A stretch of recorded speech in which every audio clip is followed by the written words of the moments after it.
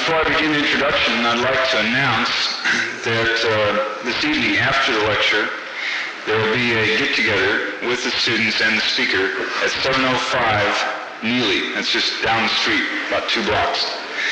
And the student chapter has prepared a little get-together that will start right after the lecture. We have with us tonight Mr. Jean-Paul Carlhian, who comes from the firm of Shepley, Bullfinch, Richardson, and Abbott in Boston. He's a registered architect. He's been practicing in the United States since 1950s. He was born in Paris and he emigrated to this country after studying at the École des Beaux-Arts for 10 years. When he came to the United States, he was the second French student that was ever selected to attend Harvard in their city planning program. He received his degree in city planning, and he taught at Harvard for 7 years. His last year there, he was a personal assistant to Walter Gropius. He has been told by many scholars that he holds a unique position, being the only living architect to have ever been educated under the École des Beaux-Arts system, and to have been educated under the system that was begun by Gropius at Harvard. He recently received a design fellowship from the National Endowment for the Arts, which enables him to sit back and think about the contrast between the education he received in Paris and the education he received in Boston. He's presently writing a book on this contrast. We have with us tonight Mr. Jean-Paul Carlhian.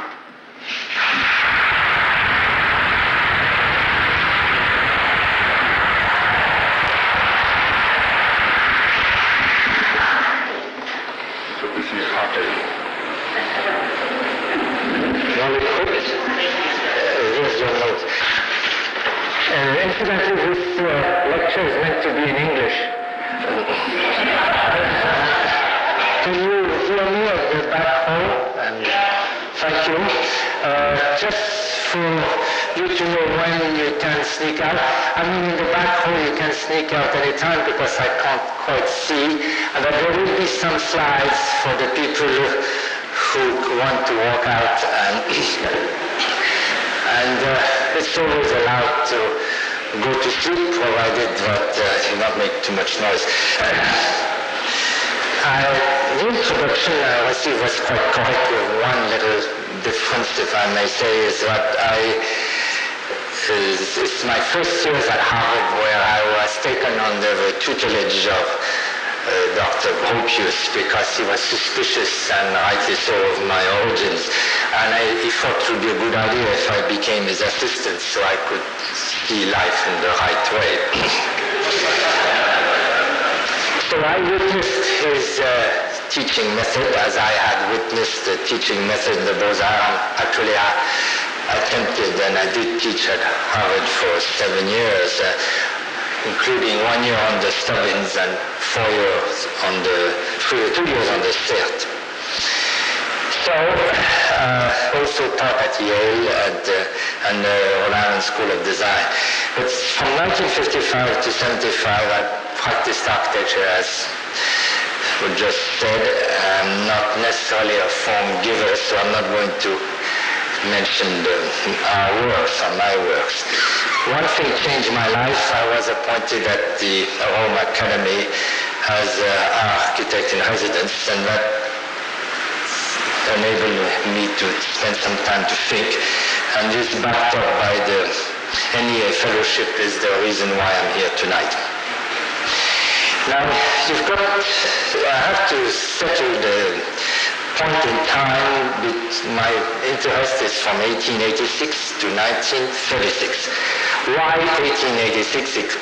Because, thank heavens, finally H.H. Richardson dies. And he dies in 1886, and I use this, I'm a partner in the firm, and I have H.H. Richardson coming out from my ears. I'm absolutely fed up with it. And everybody knows he's a very great architect. He did go to the École des Beaux-Arts, of course. But in dying in 1886, I claim that he is the last one-man firm in a sense, and as I'll try to demonstrate, America from then on is on the way of inventing a new form of architectural practice, typically American, which is that of a firm. In 1936, which is 50 years later, Dean Hudnut, having been called from Columbia, seeks a new chairman of the Department of Architecture, and after Mies van der Rohe turned it down, he gets Dr. Gropius to come to Harvard. And from then on, the influence of the École des Beaux-Arts in this country is going to be put to bed. I think it's about to wake up from that long sleep. Because in 1976, which is 40 years after Hudnut's move, the MoMA put on a big show in New York about drawings of the École des Beaux-Arts, which was really badly described because most of the drawings were actually produced by Prix de Rome architects who are only a minor, there was only one a year, as you know, a minor group of the École, and did not represent adequately, in my mind, the true teaching of the school. As far as the French are concerned, you know, the school goes back to Louis XIV, from the death of which the France never recovered. It's 1715, which is a great date of France. And it's Louis XIV who started the school, but in 1863 it survived a great debate on whether the school was going to go Gothic or whether it was going to stay Greco-Roman, and the Gothics were Viollet-le-Duc lost, and from 1863 to 1968, for 105 years, that school never changed. It didn't change its curriculum, it didn't change its exercises, it didn't change its calendar. It was exactly the same school I attended that all my distinguished predecessors, whether French or American, did attend before. Now the Americans, of course there was Richard Morris Hunt, who was the first one, and then Peabody from Boston, and Richards. And they arrived, but they began to arrive in droves by the 80s, and by the early 1900s, the Americans in the École represented 12% of the enrollment, and actually began winning everything, beating the French at their own game. Now why did that happen? But first of all, because they were good. The Americans who came to the École had been selected not only through their parents' money, but through their brains ability. And they had a certain amount of guts, as you can imagine, crossing the Atlantic, or preceded by crossing part of the continent before, and arriving in a country who didn't speak a word of English, and that I can guarantee, which had a different type of system of counting and different ways of reasoning. But the Americans arrived with no preconceived ideas as compared to the French students who attended the École. There was no history of American architecture, there was no great cathedrals or great temples to admire or respect, or the respect or admiration of which had been drilled in you from your earliest ages. And they were pragmatic. They arrived to learn.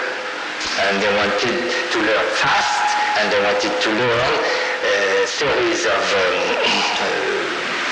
exercises or devices or tricks to go back home. And they all went back home, in spite of a French cognac at 1 penny a throw, in spite of these sometimes described as very becoming waitresses or the nice climate in Provence. They all went home. Why? Well, first of all, there is where the jobs were. They were there in great quantity. There were infinitely more jobs than there were architects. There were jobs of an unthinkable scale in terms of being able to draw a whole university from a blank page. There were jobs on raw land, didn't have to cope with existing buildings, didn't have to do a building between two party walls with a building by Martha on the right-hand side or Gabriel on the left-hand side, good forbid. No, they were on raw land. And they helped to design buildings of entirely new type. Nobody in the Beaux-Arts had ever given them a problem of any building exceeding 3 or 4 stories high. And they came back and designed, cathedrals of commerce or cathedrals of learning. And they built practically everything, I claim, in the United States at that time. All the railroad stations, all the libraries and museums, all the state capitals. Between 1886 and 1936, American architects designed 23 state capitals, while in France, in the École des Beaux-Arts, the French winners of a coveted Grand Prix de Rome never had a chance to design one. They designed the courthouses and so on and so forth. And today, that's the buildings which become buildings to be saved and as a representative of this great movement. Now, I did go to the École. I did cross the Atlantic in the other direction. I did attempt, with very great difficulty, to secure registration in this country, failing construction 3 times. And I find that it must have been very difficult for them to do the thing in reverse. I learned how to use this incredibly complicated instrument called a scale in America, which has 3 sides to it, and in order to know which side you have to use, it has a safety pin, because you might have to draw something at 5/8, 3/8, 1/4. In France, with 1 stick, you could design everything. You see, and everything was at 100, at 50, or at half, and it was very simple. And I always use dividers, and because there is one thing about the metric system, it's not divisible in 3. And the French mind is very precise, and the thought of having to divide 100 in 3, making it 33.3333, never ending, is unthinkable. So the instruments in the École des Beaux-Arts was the dividers. Because with dividers, you just did 1, 2, 3, and they were exactly right size, and you didn't have any problem about the scale. We used the scale, as a matter of fact, in the École des Beaux-Arts, but they came to this country, everybody was kicking out, everything had to be even feet, and the École des Beaux-Arts was not interested in dimensions, it was interested in proportions. And therefore, it was a totally different frame of mind. Now, what enables me to speak about this teaching of the school is that due to circumstances, so I was in the school before the war, during the war, and after the war, I had 9 different teachers at the École des Beaux-Arts. And that enables me to, I think, describe the system of teaching. Now, what did the Americans find when they arrived? They found a school impeccably structured. That means that throughout the year, a series of problems were issued in an absolute rigorous order. Long problems alternating with short problems, sketch problems, which were fantasyland, if you want, interjected in the midst of long problems, and they were problems of different categories, I will explain later, and they were dovetailed between the older students and the younger students, so they could each work for each other, which relieved the teachers from a lot of teaching. The student body was propelled by enthusiasm. We thought the school was marvelously interesting, challenging, and it was built entirely on competition, and after all, life is nothing but competition, and there's nothing wrong in stressing competition in schools, in my opinion, although I know that in this country it has been described as developing certain stresses requiring the intervention of very highly paid physicians, but they didn't exist in France. The faculty, while aloof, was devoted to teaching. The faculty never spoke about its business or problems in their office, While Gropius, the first problem he gave at Harvard was about a graduate center, and the scheme which is developed at Harvard was developed by students in a studio before.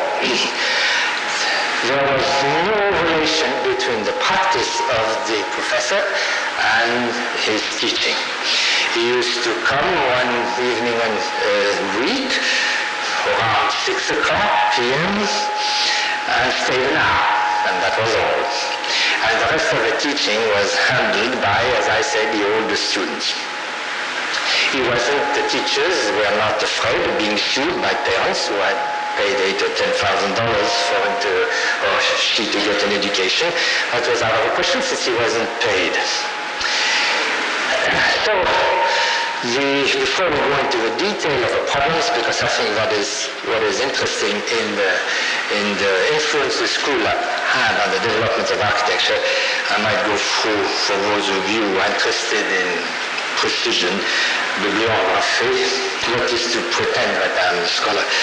In French, there is a book which is a key book called the Beaux, les architectes élèves d'école de Beaux-Arts, 1907. It's the key, but it stops in 1905. And there is the one book on what the Beaux-Arts are about is Gadet, éléments et théorie de l'architecture, followed by Gromor and Guton. In English, because there is Harbison, the study of architectural design, 1926, and there is a little book written by Professor Nossinger, who teaches at Lexington, Kentucky, and he has a very good article in Kostov, and of course Mr. Drexler in his introduction in the book which is a catalog of the exhibit, goes through a very interesting interpretation of what the school was about. Now, the school. It was a school. And it was maybe an academy, but it didn't attempt to be a mock-up of an architectural office at all. The faculty behaved as teachers, they did not behave as practitioners. The curriculum was conceived as a series of exercises, and they were not conceived to represent reality at all. I'll go into an example of that. The problems in the école had no contours, no North Pole, orientation. The land was always described as 250 or 200 by 200 or 200 by 300, therefore always either a square or a rectangle. There was no free shape plans at all. Now that is quite interesting to think that in France there wasn't a single site which was ideally flat and rectangular or square. But in the United States there were plenty. And all the gridiron plans of the United States have square blocks or rectangular blocks. So it was an ideal ground for the Americans to develop what they had learned in France. This is just incidental. But interesting when I come here to see what could be done with this. The fact that there was no orientation enabled the problem to be conceived as an exercise in composition, and I'll describe that, and an exercise in conveying a certain spirit of a problem. I'll mimic a Gropius teaching. There is a site, and of course it's a real site, so it has a hold here, and it has contours like this. And then the problem comes with all the boring plans, everything is detailed, and there are little things which are indicated there on the plan, and the problem is a house for people, and it has a view in this direction, and it has the north in this direction, 16 students in the class, and the student thinks view, southeast, places the house there. Gropius comes and says, haven't you looked at this? Don't you see that there was here rock outcropping, and this is lake, and we're doing a house, and how are you going to do the footings? Oh, well, you want to blast. It's very expensive. This is just only a little house, and all right. Next crit, the house is there. And you said, haven't you looked at the borings? Don't you see that this is not soil? This is actually a swamp. And you have to bring a pile driver, a big machinery. It costs so much per man, plus his helper, and so on. Third crit, the house is here. 16 students come out with exactly the same solution, because the road being here, this is the shortest road. There is no rock and no swamp. And therefore, everybody has the same solution, and every single student thought that he was totally free as a student to come to that solution, that he had been introduced by a faculty who had presented to him the facts of life, and therefore everybody came out with the same answer. Take another example. Gropius started each year by saying, I love rounded forms, I like breasts and buttocks and things. So, all right, fine. So the first thing is a house, and therefore there's a dining room. And Ms. van der Rohe had done a house in Czechoslovakia, so there was a... What should I do about that? There was a house with a curved dining room, and dining room table, and excuse me, it's not very well drawn, but Gropius said, what is that built out of? So you must imagine the students coming from Chile or Spokane or Milwaukee and admiring this great man, and they said, oh, but that's brick out of brick. What kind of brick, Gropius would say? Straight bricks or curved bricks? It's a multiple choice question. You say yes or no. You answer, you pick one. Straight bricks. But then the joints on the inside are going to be tighter than the outside. So the student shifts ground and says, oh, curved bricks. But then you have to make a special mold. Now, for a house like that, you're not going to make a special mold. Next crit.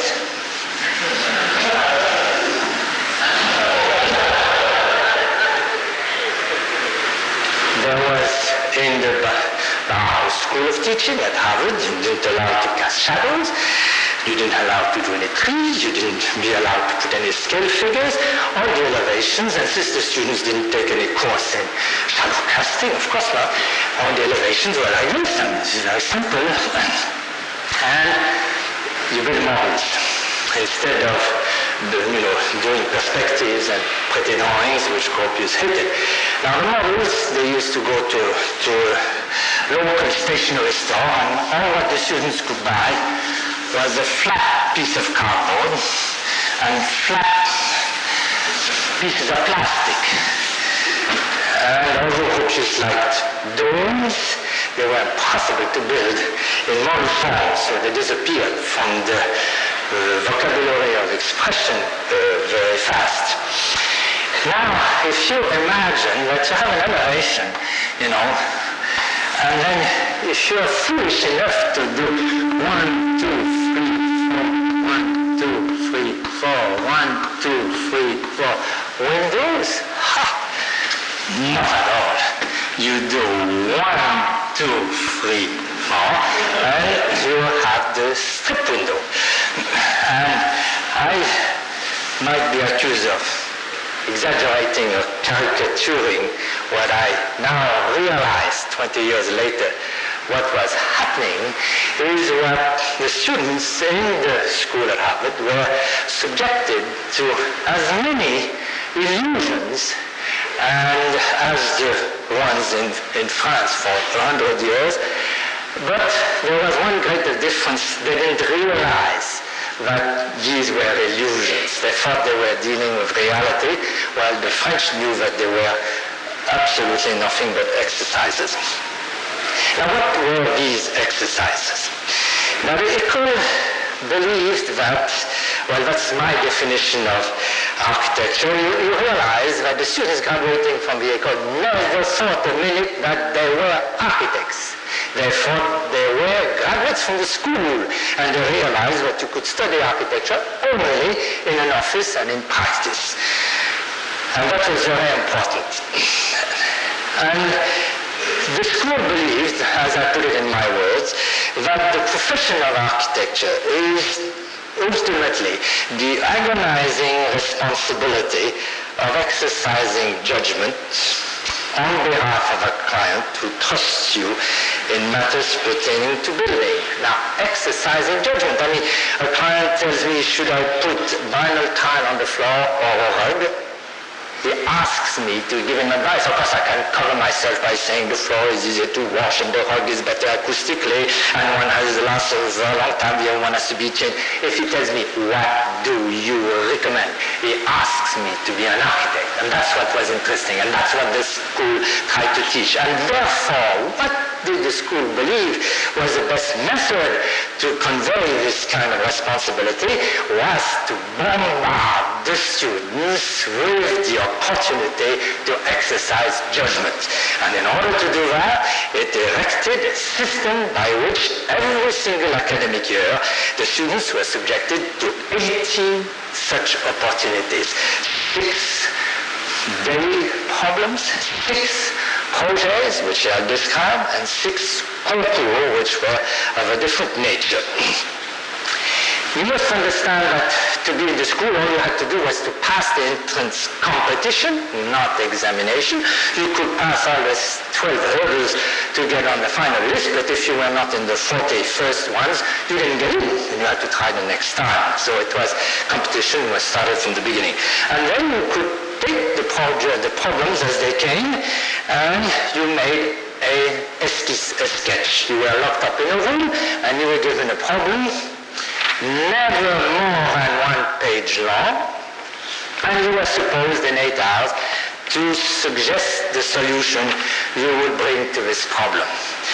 That's the key to education in the École des Beaux-Arts, and that's the key which Gropius suppressed. I discussed the matter with him in many instances, and his argument was, it's preposterous, ridiculous to ask a student to come in and to expect that in 8 hours he's going to provide a solution for a, let's say, a gymnasium or an elementary school or any complex problem, and it forces the student to do an image and be totally superficial and so on, and I think the esquisse is a disaster.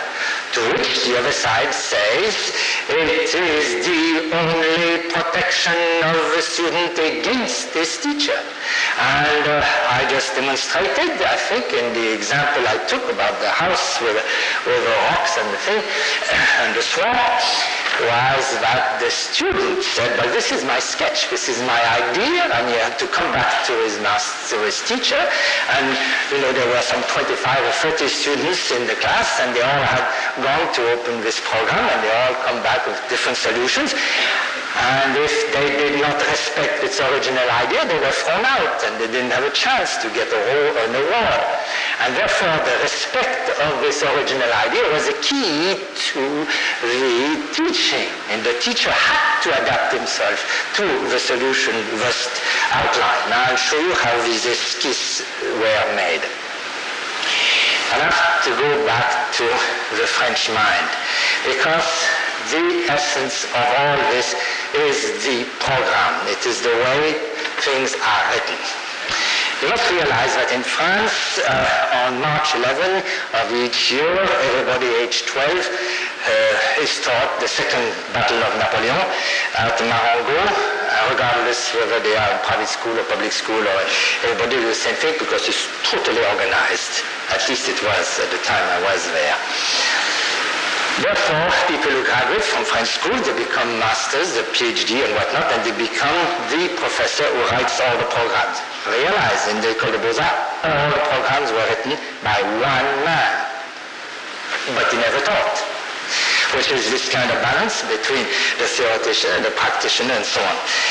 Now, the French believe in the deductive system, and when we read a program, I noticed we used to make some notations which were sort of which resembled in a sense geometrical charts like that, and they went down, and this is how a program was read in the École des Beaux-Arts. Now that implies that the way this is written and I'll do one through with you.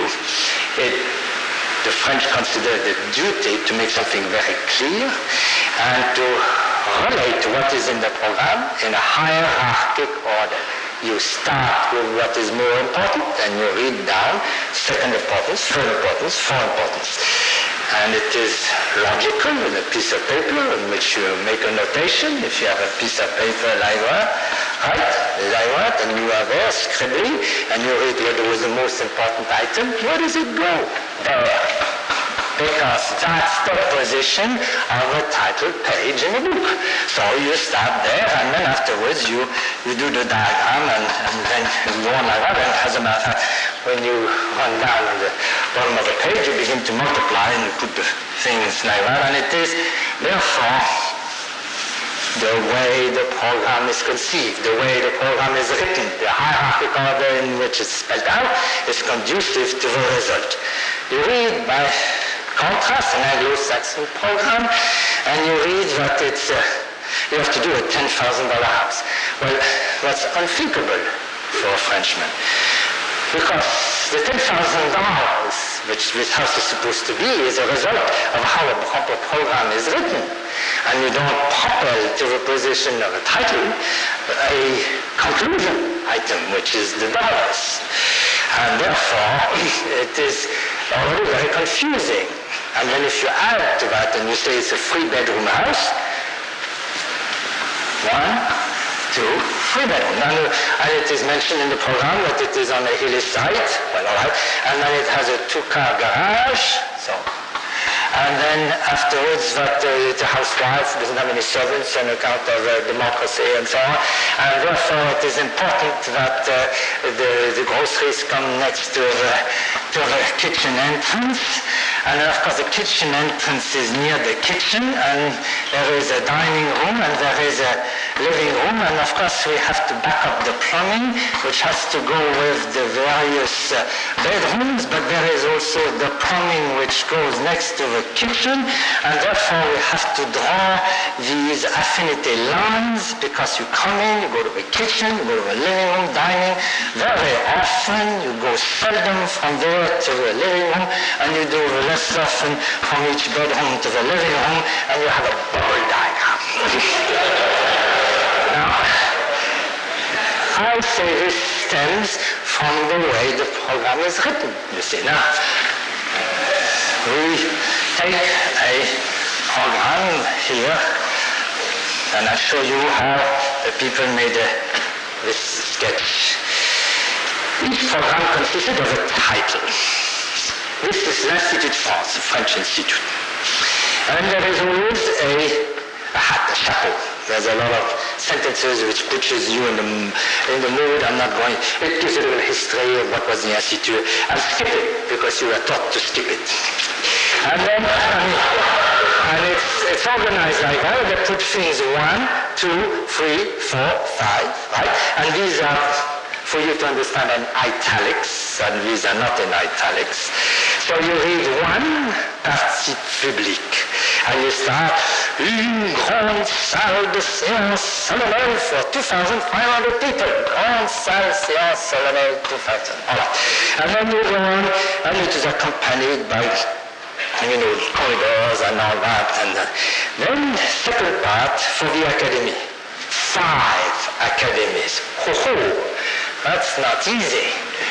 5. How are you going to organize? There's always a trick you see in a program. All right, I will try. 1, 2, and then 1, 2, 3. What do we do there?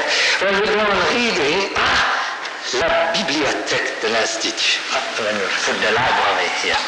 All right, so that is obviously a solution. 1, 2, 3, 4, 5, and the library.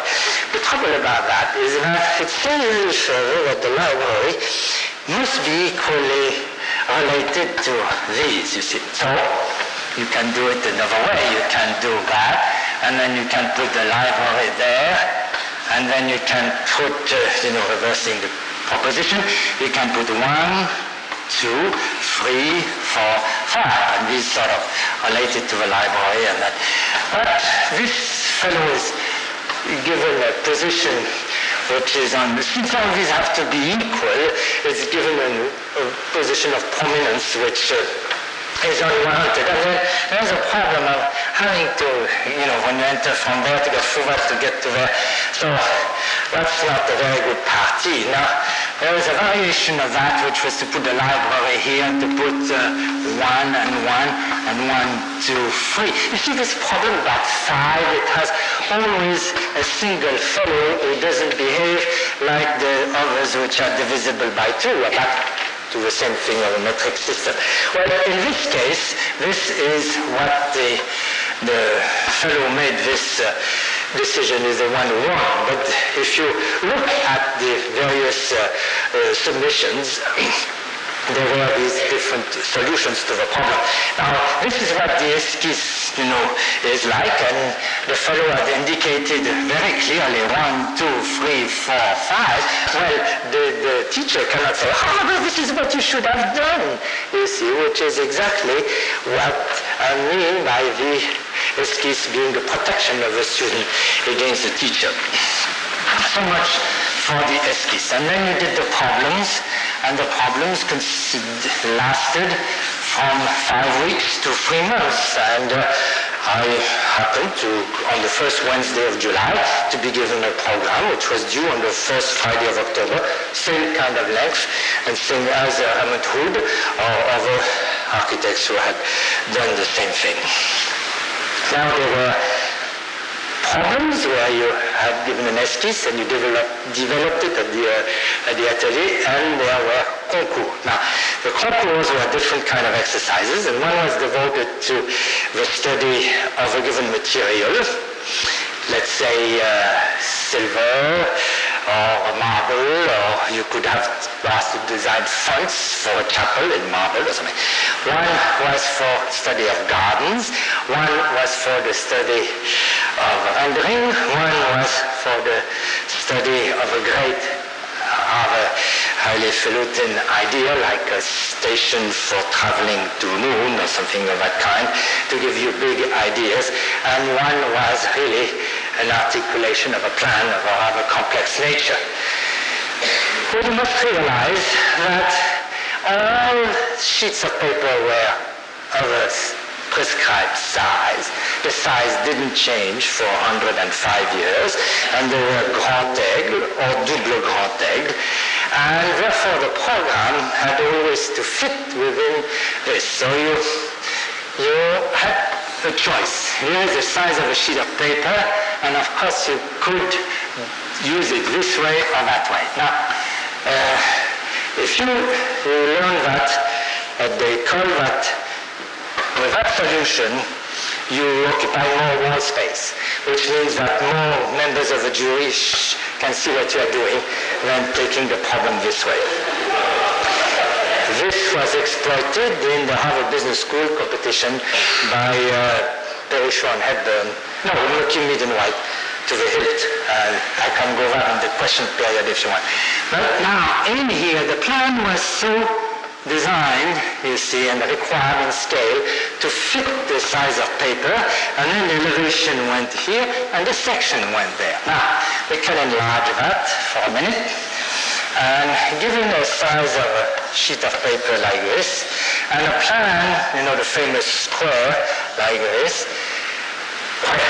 this is a competition. So what you are going to do with your plan in here, whatever it is, I'm just doing the same diagram with that and that and this and that and that and that. Well, here you're going to imagine a terrace, and then it's going to go down like that, and then you're going to here have a fountain and another fountain, and you're going to come in like this, and another fountain in line with that, another fountain in line with that, then you're going to have another kind of terrace going out like this, and this being the thing requires a big place out there, will maybe a reflecting pool, and then on this thing there would be an imaginary arrival for trucks and so on. In other words, we are going to fill the page from here to there with the plan. Now that is called in the Beaux-Arts les entourages, the surroundings. So all this piece there actually is added to what is required in the program, you see. This is something which is added. That is the reason why there are no schools of landscape architecture in France. Because in here this is a building, you see. This is a building, and the rest is gardens. Now, if you look at these plans, you will find that there are conceived, and the French like to mention le nôtre in this respect, there are clipped bushes and straight alleys, and they are, at least in my opinion, nothing but an extension of the building. And the clipped bushes are nothing but the expression of an imaginary walling plan, which comes from the fact that the page has to be filled from here to there. And this, of course, you see, had all its implications and drawbacks. Next is the relationship of the drawing required and the sheet of paper in concours Rougevin, which was, so you take a piece of, now here's the prescribed sheet. I have to change the scale, but they're always the same size. And this is a lighthouse, and it's very simple. It's a program of one page, a few lines. It's the head, the chapeau, says that during history a lot of dangerous rocks have been in the path of ships which therefore have bumped into them, are sinking, causing the loss of lives, etc. And therefore what you have to do is a lighthouse. Now the lighthouse scale in this exercise is this big. There's a lighthouse. Now, you understand by reading the program what is expected from you is certainly not a very careful analysis of whether it's going to be built out of reinforced concrete or steel or cast iron, or if it was going to be circular or triangular or any of such consideration, because the size of a sheet of paper is like this, and all your exquisite little detailing like that is not going to amount to anything. So what do? Well, you say it's on a rocky shore, and there is the rocks going down like that, and then there is clouds of rain coming, and there is a boat sinking here, and there are people, escaping over the water, and therefore you make a real thing. And you should have seen, you must realize that this problem is given to 400 students who submitted in the same room in the same day, and for 400 waves, 400 storms, 400 rocks, and then the fellow reads the same program, you see, and he figures that this is a competition.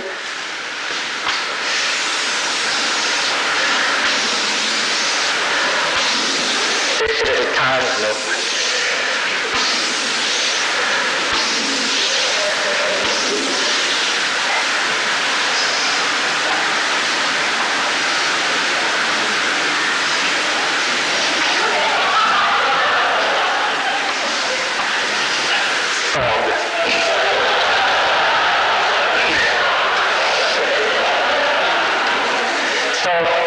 He wins the prize, and rightly so. Why? Because he understood the exercise. The exercise is a rendering, you see, and to have gone through the notion that it is a rendering and that it is a competition, and he has to win, he gets an idea, and the idea is conveyed with all its simplicity, and he deserves to win, of course, and that's one of the aspects of a competition. And I tell you, to have 400 drawings on the same program with no more than one page, all at the same scale at the same time by your colleagues, it teaches you a lot about what a rendering should be, or what a school should be, or what a museum should be. And because out of the 400 drawings, 200 fail, 200 pass, and 4 get medals or something like that, and therefore you can find out what the jury really rewarded and what was the essence of the program. Now, time is getting along, and I'm going to show a few slides.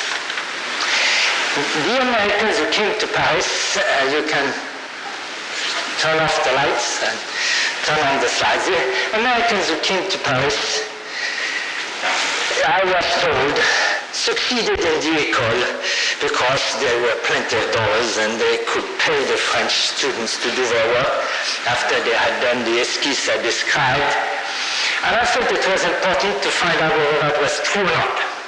So I went to the École Beaux-Arts, and still they have, you see on hand in the school, the original drawings, and these represent all the slides I'm showing you by Americans, and they are done in a 12-hour stretch, 8 in the morning to 8 p.m.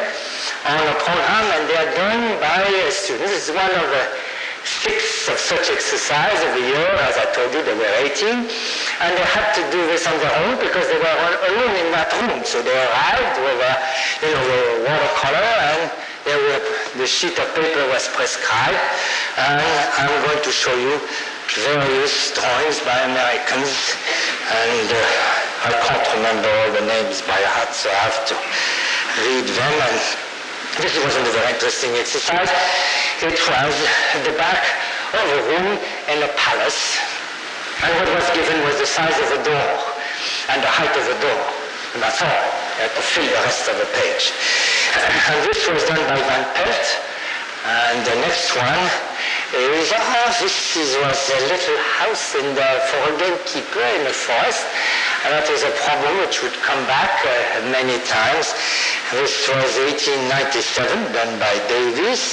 The next one is, the program said, in a mountain pass in the Alps, often covered with snow, stranded travelers would like to seek refuge in a convent, and therefore this is the gate to a convent where the stranded travelers could find refuge until they were fed and given a house. And this is done by John Russell Pope, and as you know, is the architect of the National Gallery and many of the Mausoleum of Halicarnasse, in Washington, which is called the Scottish Rite Temple, and also some houses in Newport, and you would find something very similar to that. Also, he's done clubs in the Adirondacks, very much like that. Another such problems, they gave you a ceiling, a piece of a ceiling, and they would give you the span of the beams, and you had to decorate the ceiling, and this is by Harvey Corbett, one of the architects of the Rockefeller Center, 1899. The next one is really interesting. This is a bathroom. And you see the bathroom here, there is the bathtub is overflowing, which enables you to have a watery feeling, and there is the water has been provided by this towel. And here is a fire that's burning in the fireplace, and out through this window you can see the original drawing, and you see a little landscape, and of course there she comes from behind the hanging tapestry, and that's done by Aldrich, of Delano and Aldrich, the architects of the Federal Triangle, for instance. And personally, I think that shows someone who enjoyed the problem and was able to turn that out in no time whatsoever. Here is a decorative monument by Edward Bennett, and it's interesting to notice as compared to the French submissions to the same program, and this would be illustrated by the next one better, which is an entrance to a public park made out of wrought iron. The French did not draw very well. They were not accustomed to drawing in perspective, and most of their submissions were that of a true elevation. It's an interesting entrance because you go in there and you come out there, and it's two gates in a sense. And but here is Brown, the architect of the Civic Center in San Francisco, a solution. And I think he won partly for the fact that his drawing was in perspective. This I show because Paul Cray, who is the author of this, was a very brilliant Frenchman. He's not an American. And this represents a tribune at the end of a ballroom. And here's a man who designed, ultimately, the library in Indianapolis. And he was an extraordinarily skillful renderer, as you can see. And it's interesting to see his evolution to become totally strict classic. Here is another, this is a well. And you see that it happens to be in Brittany, and you see there's a lady there drawing water. But the same program, a well, done by Paul Kray, the well becomes a hole in the wall, and you see you put a little Spanish village surrounding, and it's done with just a few strokes of a white brush between people playing the trumpet, and which was the atmosphere in which these exercises was carried out. Some were boring, like this was an orangerie, a place to put orange trees, and of course you had to show what you knew about the Versailles orangerie, so this is Mr. Blair, and there is another version of the same. You see that was by Willing Gale, and you see the idea that being an orangerie, the stones had to be, the joints had to be raked, they refaits, because it had to have the expression of something carrying earth. But the next time, maybe all what you had to do was the title of a book on architecture. Now here is a drawing, you see, which is this big, right? And it is drawn in ink. This is by Paul Kray, and I draw your attention to, to skill of all that, done without any documents, just done like that. If you're a little more stiff and your name is Julian Clarence Levy, that's what you turn out. Or if you are really a little bit stiffer, this is William Adams Delano of Delano and Aldrich. Those 3 solutions are done the same day, same size sheet of paper by 3 different people. Sometimes you have the bedroom, this is not very inspiring. It's done by Julian Clarence Levy, who ended up by being dean at Columbia, if I'm not mistaken. And then the next time, you have always this problem of having these pigeons flying around, which have to be housed in a structure, which was worth for them. And this is by Van Pelt again. And then the problem reoccurs of the famous piece of a ceiling. You see, this is to expose the students to the fact that you have to look up sometimes and look down sometimes. There were palings, or there were ceilings, or there were walls, as you can see. Indoors, outdoors, rich or poor, or high or low, and so on. The école wasn't totally outmoded, as people implied, and this is 1904. It is a subway station, the French metro, right? Paris was around that time, and therefore it was given as a problem. And I would like you to see the nice automobile drawn by T.M. Shaw, an American, in here. And the same day, and I can't resist showing this, this is done by a Frenchman, because I show this perspective because I think it's tremendously skillful. And you see an interpretation in the back of the Place de la Concorde, similar to what will be done in Philadelphia later on in terms of the organization of the windows, which is not an exact reproduction of Gabriel. And we're back to the little house in the forest, which is a terrible bore. But this program indicated that there was a problem in the cities in France. It was the invasion of electric lines and telephone lines. And therefore, here was a problem offered to the architects that you had to build a telephone pole which had to carry so many, and I don't remember, I think it's 20 high tension lines and 40 low tension lines, and there was also two tramway lines, and that was deserving of the attention of the students. So the school was not entirely out of contact with what was happening, but there were some rich bourgeois who needed architects to build the entrances to their chateau, and this is by Wincoop, who ended up by founding an atelier in New York, was a very skillful renderer. Speaking of skillful renderings, here is a Frenchman, because this is done in Chinese ink, and this is a gateway, and I think this is tremendous skill and is shown as in contrast to the one we saw before. No of these damn little guards, houses. And then we come to a theater to play marionettes in the park. And the first one here you see done by Hirons, who was a very skillful American renderers in a classical mood. And the next one is done à la Raoul Dufy by someone named Cravel.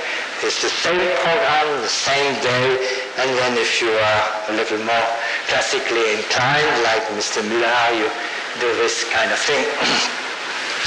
And finally, you can be inspired by Toulouse-Lautrec, and there is Valentin Le Désaussé here, certainly, and probably La Goulue there. And if you think that we are here in 1908, you know exactly where this comes from. And sometimes you have to do a clock.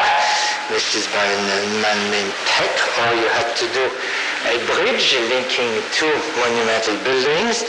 And then we are in 1910, and then the influence is going to shift towards the drawing of plans. And this was for a gymnasium by Van Allen. Van Allen is the architect of a Chrysler building, and this is done in 8 hours. And there is this interesting example, which is a caravanserai, that is to say, it's a place where the camels meet, you know, in the desert, and for the people to exchange their goods. And this is by Labattu. And as you know, great teacher at Princeton, the teacher of Venturi and Charles Moore and all the others, who was a real master at the École des Beaux-Arts.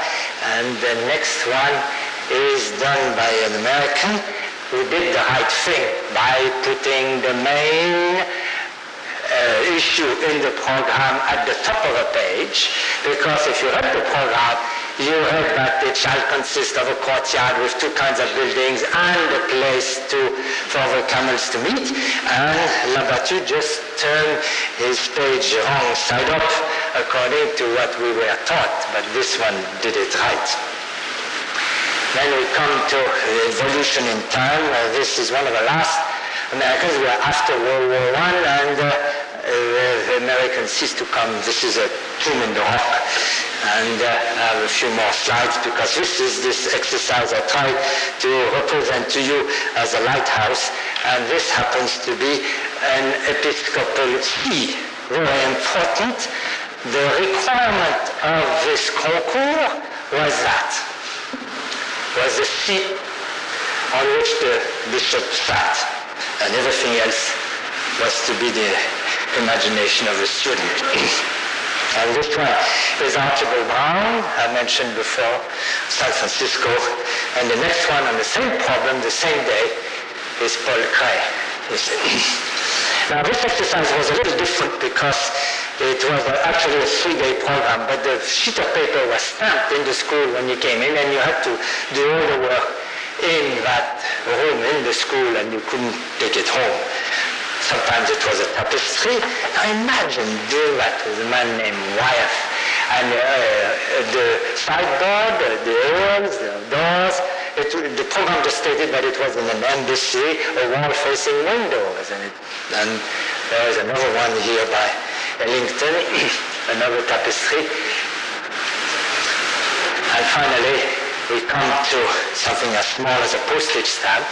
And you see that the postage stamp full size is here. You see? And that is, of course, an enlargement on that famous sheet of paper, which has to be all covered. And that's another one. I do think that if you look at the quality of rendering of this done in 3 days, it really is quite a remarkable, at least in my mind, achievement. Now, all this arrangement of elements in the composition, which I tried to describe on the board, and the limits of time had a tremendous influence on the solutions proposed, and that is that of symmetry. And I have to end on this statement, is that to be a co-student, symmetry was like an old girlfriend. Dependable in that she was always at hand, reliable in that she could be trusted for a kind of advice which usually turned out to be good, and experience, for after all, she had lived a long life. When I read that, ladies and young ladies and girls in the audiences, I'm an old chauvinist. But because symmetry in French say la symétrie, it's an English feminine. While the student was always tempted to, and sometimes did, flirt with asymmetry, a dashing, young, unpredictable, original, even eccentric temptress, he began to feel insecure on such unfamiliar ground.